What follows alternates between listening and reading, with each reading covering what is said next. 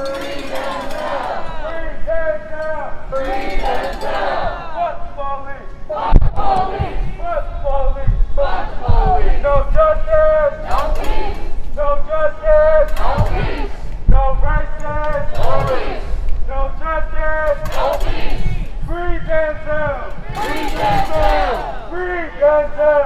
Free Denzel! No justice! No peace! No justice! No peace! Abolish! Police! Free Denzel! Free Denzel! Free Denzel! Free Denzel! Free Denzel! Free Denzel! Fuck police! Fuck the police! Fuck police! Fuck the police! Fuck police! Fuck the police! Fuck police! Fuck the police! Dixie alright? Ain't no good! Dixie alright? Ain't no good! Fuck police! Fuck the police! Fuck police! Fuck the police! Dixie alright? Ain't no good! Dixie alright? Ain't no good! Fuck police! Fuck the police! Fuck police! Fuck the police! No justice! No peace! No justice! No peace! No racist! Police! No justice! No peace! Fuck 12! Fuck 12! Fuck 12! Fuck 12! Fuck police! Fuck the police! Fuck police! Fuck the police! Oh, I appreciate you, brother.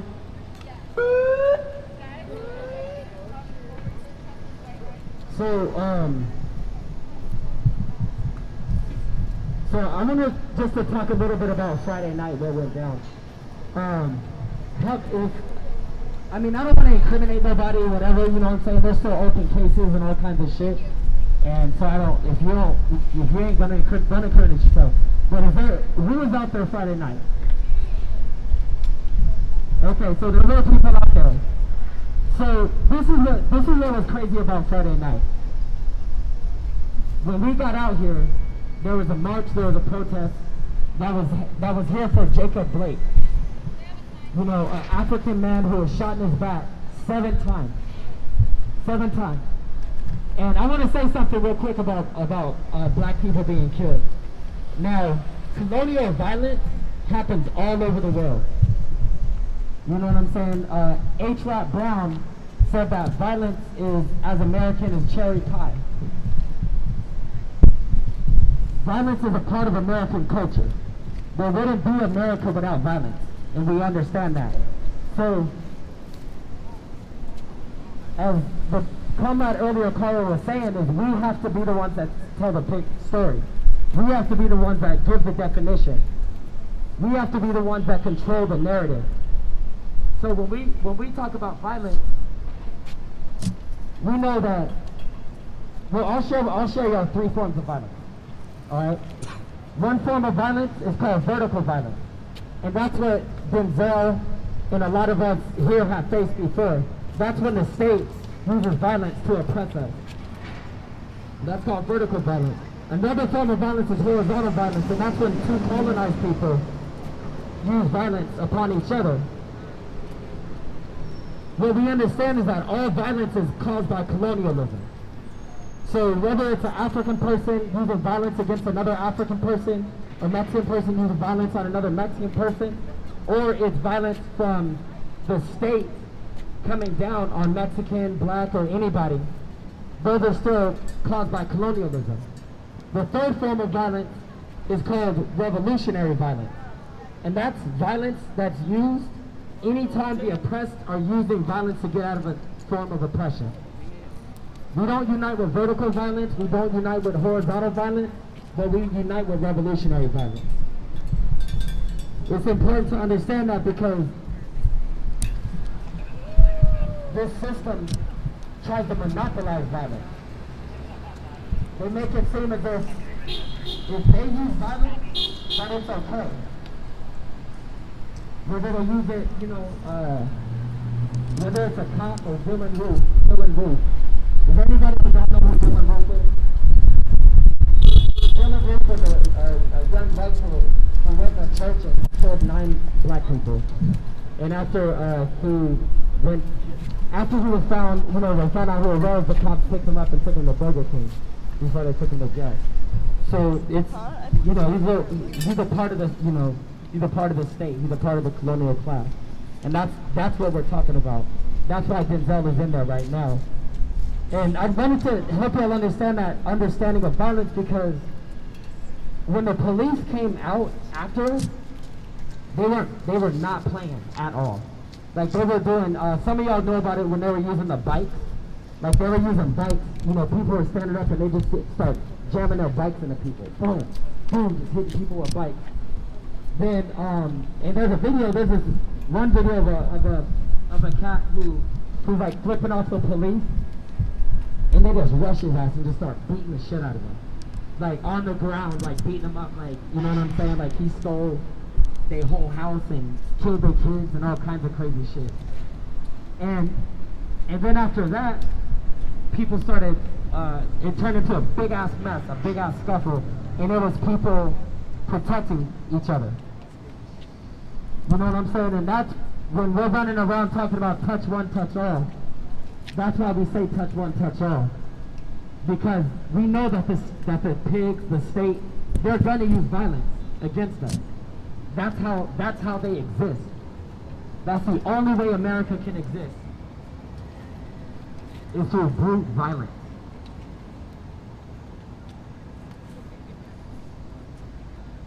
So when we was out here Friday, we understood that. And I think it was 9 people that went to jail. Now, the other 8 people, their bail was $25,000, y'all. $25,000. And I don't know if any of y'all ever bailed anybody out, went to jail or anything like that. But to get somebody out of jail, you gotta pay 10% of the bail. So 10% is $2,500. So that's 8 people, $2,500. Then you have Denzel, $750,000, right? So there's people that are working like around the clock trying to get him out. But $75,000 is a lot of money for poor people. It's a lot of money for black people. So that's why we're out here too, to like let people understand how fucked up this whole situation is. You know what I'm saying? While Denzel's been in there, he's been tortured.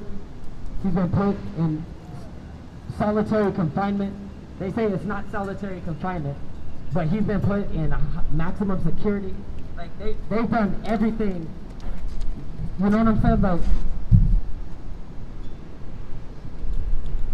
Like they acting like this, like, I don't know, they're acting like he's a murderer, basically. They're acting like he went and like shot up a bunch of people. And if we don't say something about it, nobody's gonna say anything about it. That's why it's important for us to be out here. Again, if you're down to donate, GoFundMe.com/F/free Denzel.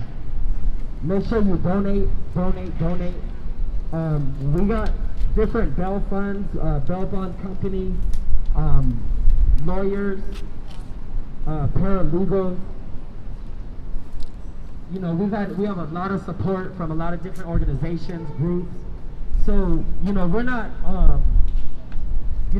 down about this, because we know that we're gonna get them free. You know what I'm saying? But the fact that they did this shit, like, we all gotta come together and say that this shit is criminal. This shit is criminal.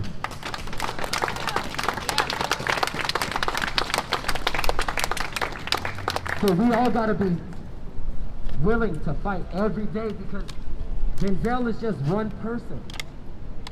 Just one person. Think about how many people are suffering because of police. How many people are suffering because of these judges, these district attorneys? How many people are suffering because of these shitty ass jail cells? Some of them don't even got running water, with 9 people trapped inside there.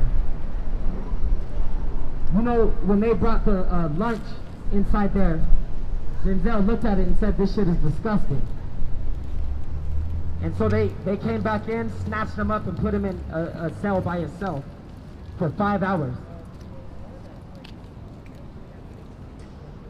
Ain't that some terrorist shit? Yep. Yeah. We know that America's the terrorist. This place is guilty. This building is guilty. But I just wanted to, throughout the day, we're going to talk about Denzel. There's a comrade, hey, I'm going to give you a little grand introduction. Don't mind, all right? I'm talking to you, big man, tall man. But I'm going to introduce one of my comrades. And the reason why I said that is because, you know, a lot of us have been fighting for a long time. Some people have been fighting for one day. Some people have been fighting for, 20 years, for 5 years. But regardless of anything, because they try so hard to keep this shit out of our heads, out of our minds.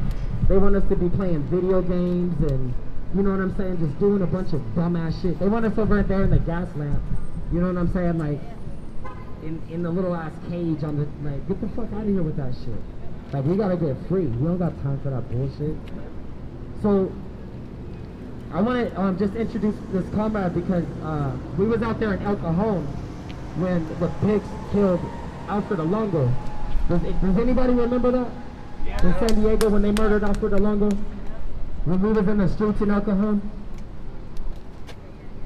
That shit changed this whole fucking city. This whole, like, from that day on, there's people that we've been working, organizing, fighting, day in and day out. And this is one of those comrades that when we was out there, you know what I mean, we was out there fighting, I think we was getting hit by cars and just all kinds of shit. People getting their butts ran over, beating up cars, dragging people out the cars, people running around that was some shit. That was some shit. And everybody who I met out there, everybody who I fought with out there, I just commend and I respect so much because a lot of us didn't know what the fuck to do. But all we know is that we had to resist because somebody was killed and we knew it was wrong. So I want to give my comrade Jose from the Party of Socialism and Liberation a chance to get up on the mic. And I just want to hear...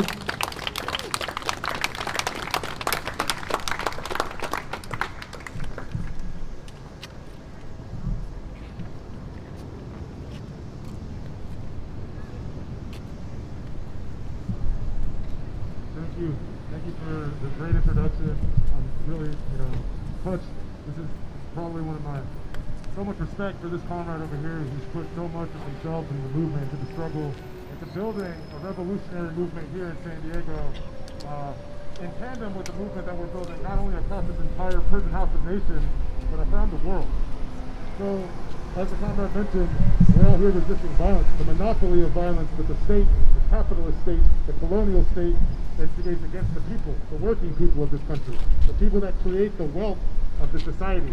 The reason why all these fuckers a few blocks over can have brunch, the people that can sit around and just ignore the horrible violence that our communities are facing on a day-by-day basis.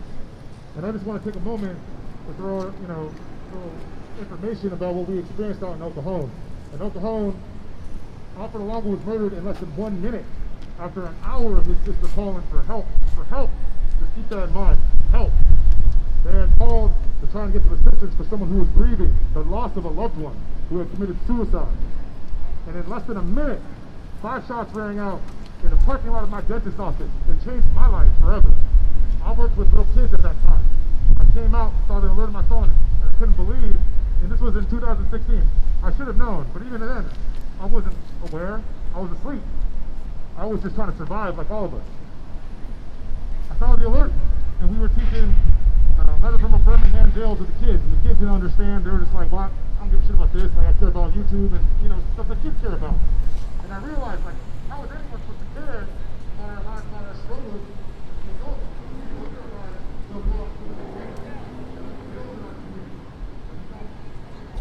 Over our own security and our own lives.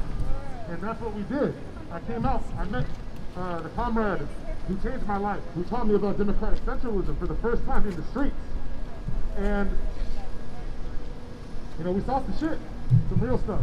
We saw them value the mob over people's lives. We saw people getting guns pulled on them by racists, by fascists, by people with peckerwood tattoos. And we saw the contradiction, that the crimes they were there to prevent weren't the violence against us, against our communities,